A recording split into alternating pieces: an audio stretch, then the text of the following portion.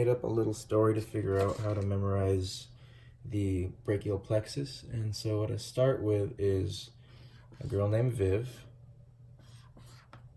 and she goes down 3 streets.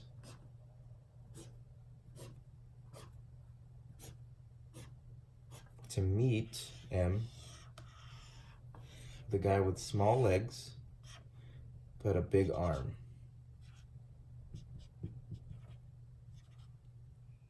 Muscular arms. M-U and an arm. And so they both go down this first street, and they ran into some trees so that they're pushed out of the way. And then they ran into some rain, 2 drops for rain, and then some more rain, but it got a little lighter, so that's another drop. And then to cross the next street, they couldn't go down this one, so they went down and made a detour here, but they really wanted to get down this street right here. And so they had to make a little detour, go back up here, and travel along this way. But Viv forgot her keys and traveled back down this way. And you can add on to the story, I don't know, that's it. And so I'll just fill out the spinal nerves, so C5, 6, 7, 8, and T1. And I'll put a couple of stars here. I'll explain that later. And so now I can fill it in. So this M, this first M, is for musculocutaneous. This one's axillary, radial, median, and ulnar.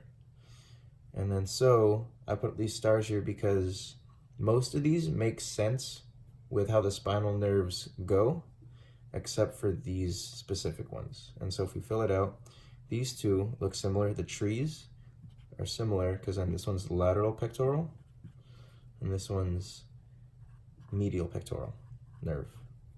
And for this one to memorize, and since they're all medial, they're going to be all medial. And this one will be medial brachial nerve. This one's going to be medial and brachial. And then, so this looks like a big T right here. So that's thoracodorsal. And these two, this one's upper and this one's lower subscap. And then this one's going to be supra. It's like over that one. So that's supra scapular nerve. And this one's subclavian. And this one's dorsoscapular, phrenic, and this long one is for the long thoracic. And to figure out which spinal nerves that run through them, I said they all make sense except for these 4. And so dorsoscapular is by C5 only, phrenic is by C5 only, long thoracic, since it crosses this, and this, it would be C5 through C7. Supra is C5 and 6. Subclavian is also C5 and 6. Lateral pectoral is all of C5, 6, and 7. The medial pectoral is, those are weird ones, so we'll skip that for now.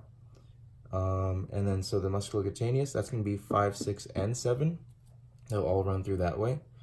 If you want to put a little connection, the M and the U are similar because since the M is the first 3, the U is going to be the last 3.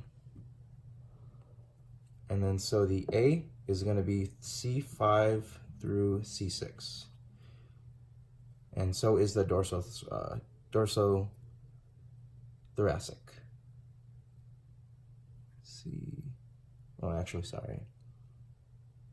Not dorsothoracic, the subscapular would be C5 through C6. And then so R and M, since they're in the middle, they actually get innervated by all of it. So C5 through C8 and also T1. And so C5 and 6 are innervated by the lower and upper subscapular, and the thoracodorsal would be C5 and 6, and also, actually no, it would be C6 through C8. Sorry. So just a couple things to memorize besides, they'll all flow through except for mainly this one. And then so for this one, it would be T1 and C8. So the first one would be T1 and C8. The medial brachial, if you can see that little T right here, so that indicates that this is only by T1. And medial anabrachial is going to be same thing, T1 and C8. And if you really wanted to get into this, it would be, you could add on the muscles.